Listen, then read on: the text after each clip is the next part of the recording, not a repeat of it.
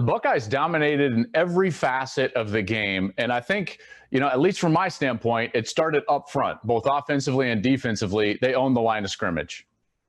Joel, and I think we share this philosophy that long before Joel Klatt and Urban Meyer and long after us, the game of football was won at the line of scrimmage. And you as a former quarterback, you want to win the game, control the ball, control the line of scrimmage. That makes your job so much easier as a quarterback because defensive linemen, if they don't have to defend the run, they pin them back and they come after you. And so it all started, and I've never really sat that high before. I was in the Superdome with Big Ten Network, and I was looking down, and after 5 plays, I think I put it on a Big Noon Kickoff text. I said, boys, this one's over. Yeah. Because the line of scrimmage was getting displaced. I mean, when I say knocked back, and Clemson tried to overcome. Brett Venables is obviously an excellent coach. They're that's not the same D line that they had when Wilkins and those other first-round draft picks. They're good players, but not like that. And Ohio, they tried to move them, and once you get a big man moving, they can't stop. And so, they either displaced them when they moved into them, or when they moved away, they couldn't stop, and they were running the rail. And so. Yeah, it started up front. So I want to get your thoughts on the game plan and Justin Fields, because the game plan, you could tell that Ryan Day was concerned about the sign stealing because they huddled.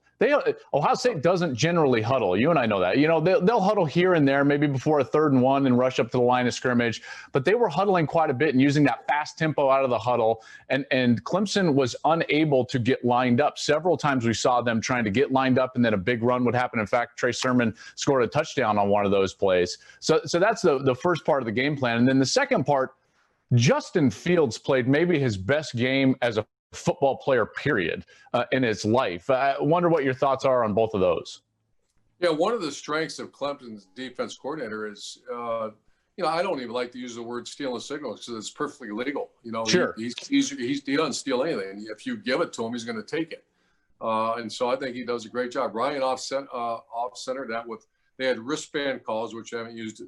We've used it a few times, and he's used it a few times. But they also, Brent Venables sees where the tight end is, sees where the tailback is, and they call the defense. And so Ryan kept them in the huddle, and I was with Jerry DiNardo, and I kept looking at the play clock. They were snapping the ball between 6 and 9 seconds every time.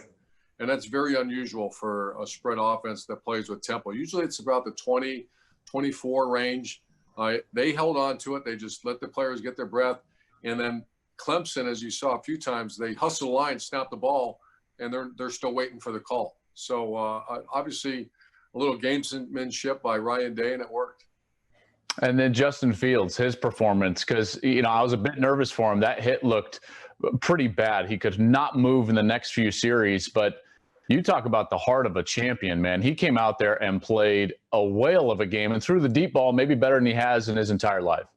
Yeah, obviously Corey Dennis, I know him very well, son-in-law, but I talked to him. He made the comment to Ryan Day that I'm not coming out of this game, and we are going to win. His value, I am so impressed by that guy. I mean, Joel, they're playing football because of him. Yeah. I mean, they're not playing because of commissioners and ADs, and they're playing because of Justin Fields and his family. Think about what I just said. The Big Ten had a season not because they shut it down. We've kind of forget all that. And here's a young man that did it respectfully. His parents, the families of Ohio State, and obviously a coach, they said they were told to stand down, and they said, we're not going to stand down. Yeah, but the best thing is they did it respectfully. So he is a warrior. He's a leader, and obviously God gifted him with great talent. Yeah, there's no doubt about it. Last thing before we let you go, in this matchup now looking forward, as Alabama and Ohio State are going to play for a national championship. First of all, that has to bring back unbelievable memories for you, playing in that game 3 times and winning that 3 times, twice with Florida, once with Ohio State. And then the matchup with Alabama.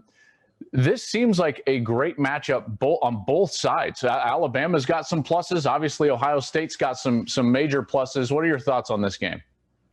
Alabama's very clean on defense. I've watched a bunch of them, and I know them very well. They win the game because of fundamentals, great players, and great technique and working your tendencies. Yeah. Clemson was more of a, we're going to disrupt you, be all over the place, create a bunch of different looks for you. Alabama's going to line up and play. They disguise a little bit, but not a lot. So it's going to be a much different game. I think Ohio State's going to score some points. I saw Florida do it. I saw Ole Miss do it. And I think Ohio State's better than those two teams offensively. Now, you're talking about Alabama's offense. I haven't seen anyone even come close to slowing that down. I mean, you have three, you can call it what it is. You have three Heisman, I think, winners. They in their own time, they could have won the Heisman. Obviously you can't win them all this year, but so this will be a high-scoring game. For me, the bottom line is going to come down to that defensive line for Ohio State. They're going to have to play an unbelievable game in order to try to slow down and disrupt the timing of that passing game. Because if you just let Mac Jones sit back there and throw the football, those wide receivers are too talented. They're too fast. They exploit space too quickly. And so the deal for Ohio State is those, in particular, those defensive tackles. And that they're great players up front, Tommy Togiai and Haskell Garrett. They're going to need to press the middle of that pocket right back into Mac Jones' lap and make him more uncomfortable than he's been all year long if Ohio State wants to slow him down a little bit on the defensive side. And Alabama's interior offense line is much better than Clemson. Clemson, that was a weakness, and it showed up.